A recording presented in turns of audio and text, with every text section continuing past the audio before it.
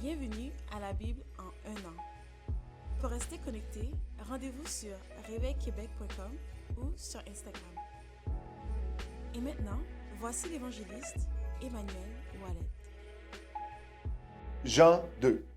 3 jours après, il y eut des noces à Cana en Galilée. La mère de Jésus était là, et Jésus fut aussi invité aux noces avec ses disciples. Le vin ayant manqué, la mère de Jésus lui dit, « Ils n'ont plus de vin. » Jésus lui répondit, « Femme, qu'y a-t-il entre toi et moi? Mon heure n'est pas encore venue. » Sa mère dit au serviteur, « Faites ce qu'il vous dira. » Or, il y avait là 6 vases de pierre destinés aux purifications des Juifs, et contenant chacun 2 ou 3 mesures. Jésus leur dit, « Remplissez d'eau ces vases, et ils les remplirent jusqu'au bord. Puisez maintenant, leur dit-il, et portez-en à l'ordonnateur du repas, et ils en portèrent. Quand l'ordonnateur du repas eut goûté l'eau changée en vin, ne sachant d'où venait ce vin, tandis que les serviteurs qui avaient puisé l'eau le savaient bien, il appela l'époux et lui dit, « Tout homme sert d'abord le bon vin, puis le moins bon vin, après qu'on s'est enivré. Toi, tu as gardé le bon vin jusqu'à présent. » Tel fut à Cana, en Galilée, le premier des miracles que fit Jésus. Il manifesta sa gloire et ses disciples crurent en lui. Après cela, il descendit à Capernaum, et avec sa mère, ses frères et ses disciples, et ils n'y demeurèrent que peu de jours.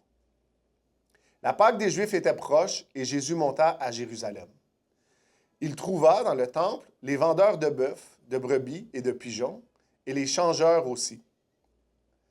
Ayant fait un fouet avec des cordes, il les chassa tous du temple, ainsi que les brebis et les bœufs. Il dispersa la monnaie des changeurs et renversa les tables. Et il dit aux vendeurs de pigeons, « Ôtez cela d'ici, ne faites pas de la maison de mon Père une maison de trafic. » Ses disciples se souvinrent qu'il est écrit, « Le zèle de ta maison me dévore. » Les Juifs, prenant la parole, lui dirent, « Quel miracle nous montres-tu pour agir de la sorte? » Jésus leur répondit, « Détruisez ce temple, et en 3 jours, je le relèverai. » Les Juifs dirent, « Il a fallu 46 ans pour bâtir ce temple, et toi, en 3 jours, tu le relèveras? » Mais il parlait du temple de son corps.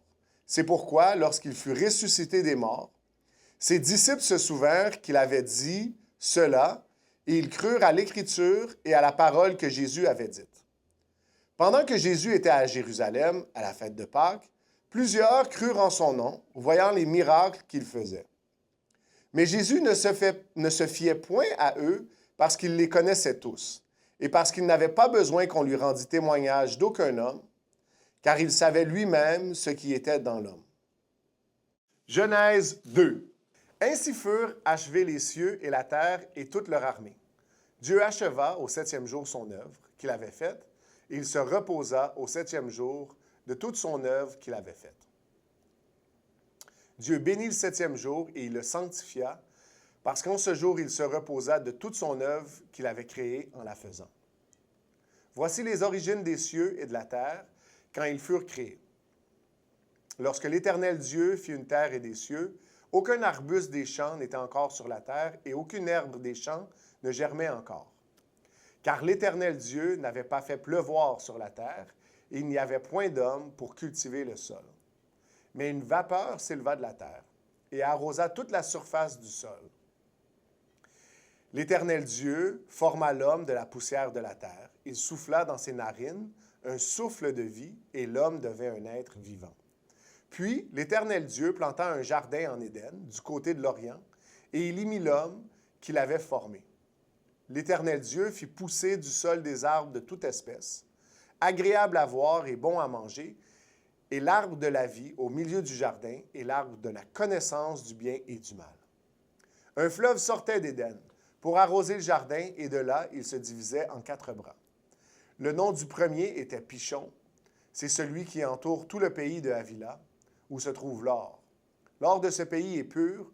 On y trouve aussi le bdellium et la pierre d'onyx. Le nom du second fleuve était Gihon. C'est celui qui entoure tout le pays de Cus. Le nom du 3e est Hidékel. C'est celui qui coule à l'orient de la Syrie. Le 4e fleuve, c'est l'Euphrate. L'Éternel Dieu prit l'homme et le plaça dans le jardin d'Éden pour le cultiver et pour le garder. L'Éternel Dieu donna cet ordre à l'homme, « Tu pourras manger de tout arbre du jardin, mais tu ne mangeras pas de l'arbre de la connaissance du bien et du mal, car le jour où tu en mangeras, tu mourras. L'Éternel Dieu dit, il n'est pas bon que l'homme soit seul. Je lui ferai une aide semblable à lui. L'Éternel Dieu forma de la terre tous les animaux des champs et tous les oiseaux du ciel, et il les fit venir vers l'homme pour voir comment il les appellerait, et afin que tout être vivant portât le nom que lui donnerait l'homme. Et l'homme donna des noms à tout le bétail, aux oiseaux du ciel et à tous les animaux des champs. Mais pour l'homme, il ne trouva point d'aide, semblable à lui. Alors l'Éternel Dieu fit tomber un profond sommeil sur l'homme, qui s'endormit. Il prit une de ses côtes et referma la chair à sa place. L'Éternel Dieu forma une femme de la côte qu'il avait prise de l'homme, et il l'amena vers l'homme. Et l'homme dit, « Voici, cette fois, celle qui est os de mes os et chair de ma chair, on l'appellera femme, parce qu'elle a été prise de l'homme. C'est pourquoi l'homme quittera son père et sa mère, et s'attachera à sa femme, et ils deviendront une seule chair. L'homme et sa femme étaient tous deux nus, et ils n'en avaient point honte. » Proverbe, chapitre 1, versets 8 à 19.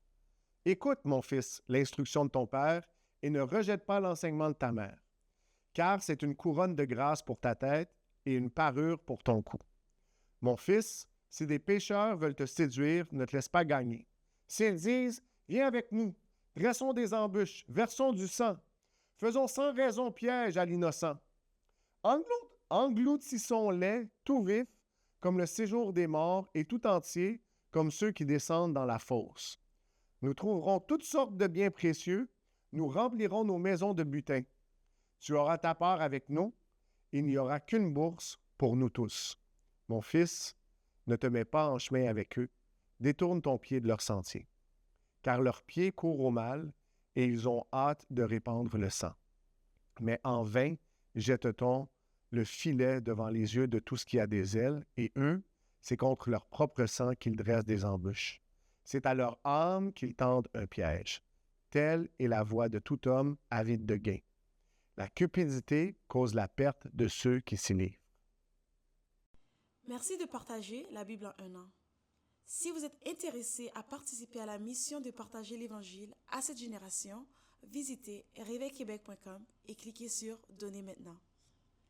Merci d'avance. Nous espérons vous voir bientôt.